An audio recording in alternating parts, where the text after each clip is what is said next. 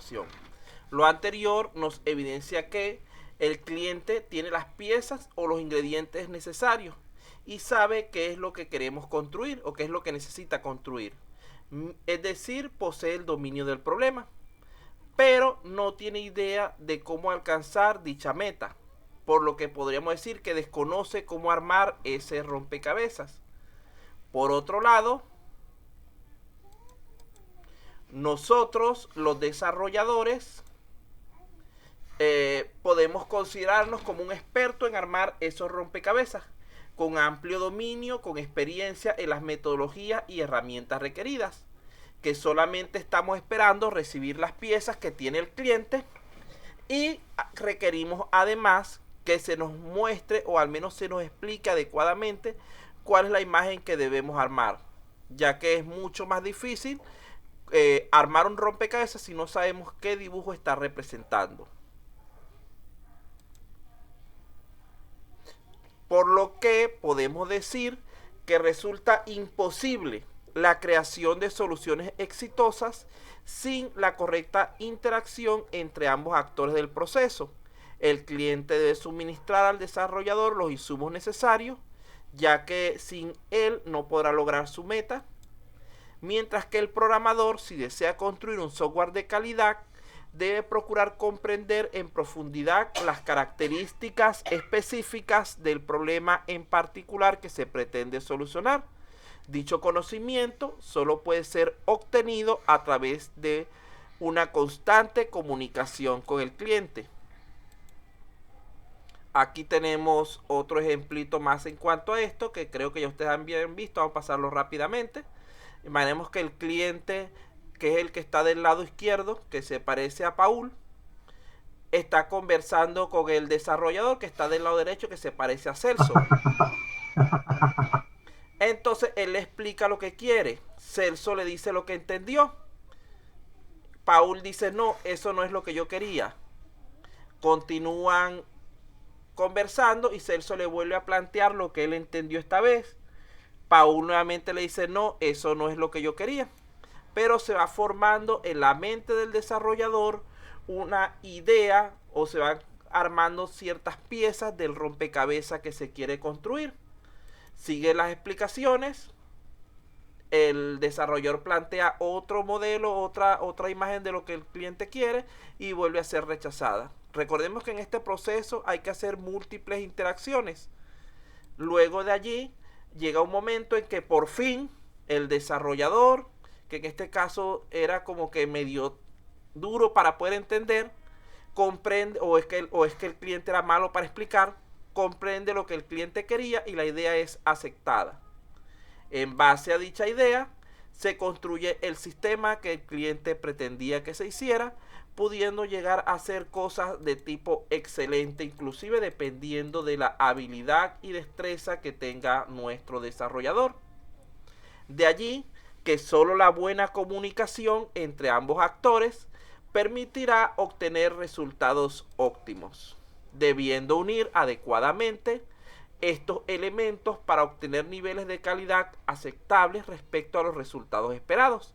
Así, el programador podrá entender lo que el cliente quiere y el cliente podrá estar consciente del alcance real del proyecto que se propone emprender.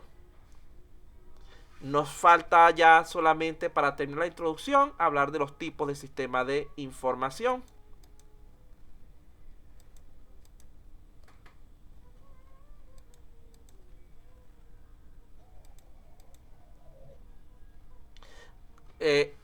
Existen tres tipos básicos de sistema de información que ya ustedes deben conocer ampliamente.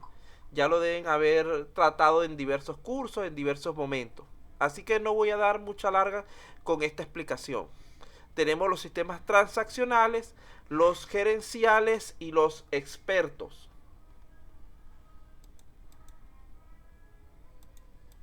Los transaccionales son aquellos que acumulan y muestran grandes volúmenes de información, la cual presenta variaciones muy frecuentes en sus valores, pero que no requiere de la realización de cálculos complejos. Son como, por ejemplo, esos que se utilizan en los supermercados, tiendas, que mucha interacción con el cliente, muchas entradas y salidas de datos, pero los cálculos todos son suma, resta, multiplicación y división. Son cálculos sumamente sencillos. Allí tienen en pantalla algunas de las características más relevantes de este tipo de sistema. No nos vamos a extender a ellas por cuestiones de tiempo, pero es algo que yo considero que ya ustedes conocen anteriormente y que deben dominar bastante bien. En segundo lugar, tenemos lo que son los sistemas gerenciales. Estos son aquellos que tienen como base a los transaccionales, de los cuales obtienen la información, es decir, el transaccional se encarga de llenar la base de datos, mientras que el gerencial está enfocado al apoyo en la toma de decisiones de parte de personas. Muy importante esto, decisiones de parte de personas. Sus cálculos son más complejos, presenta la información sintetizada en forma de tablas, gráficos e indicadores. Allí tienen igualmente algunas características importantes de los sistemas gerenciales.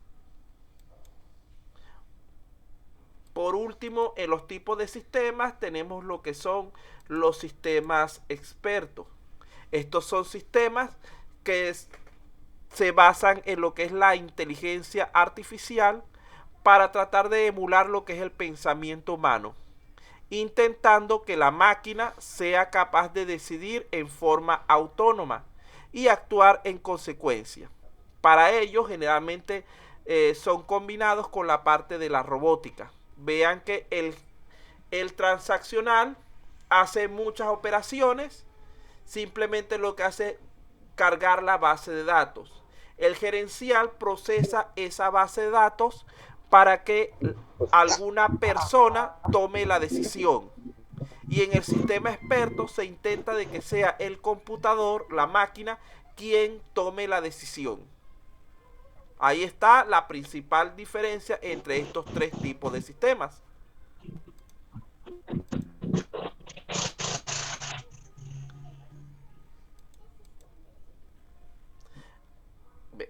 Para poder construir exitosamente un sistema experto, es necesario dominar ciertos conceptos fundamentales, entre los cuales tenemos los siguientes. Me imagino que ustedes los dominan, pero igualmente hay que hacer una revisión.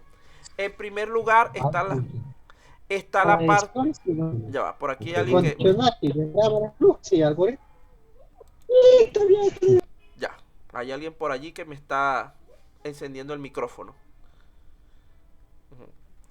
Bueno, en primer lugar está la parte de los algoritmos. Debemos ser capaces de, en base a una situación, generar un algoritmo. Luego tenemos tablas de decisión, podemos usar condicionales y podemos usar diagramas de flujo. Eso, entre las muchas herramientas que existen, estas son las de uso más común. Comencemos hablando un poco de algoritmos.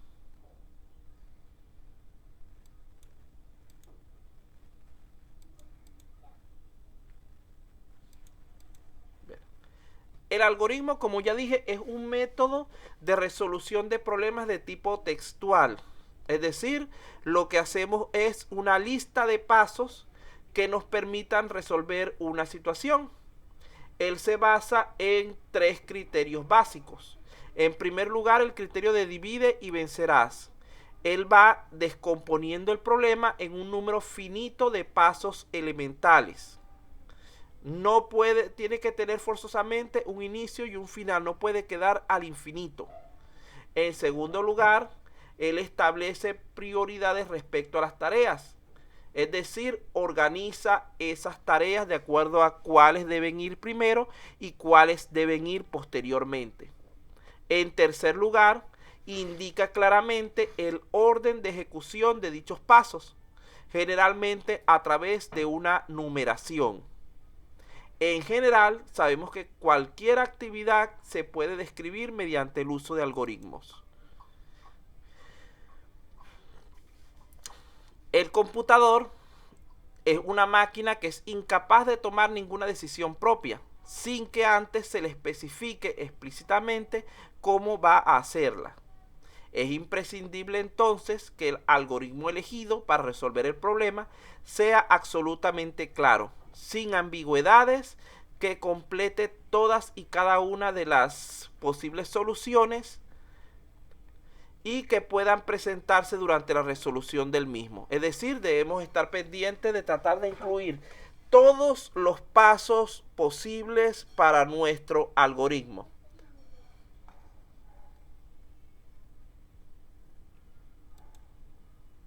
¿Cuáles son entonces las características en sí de un buen algoritmo?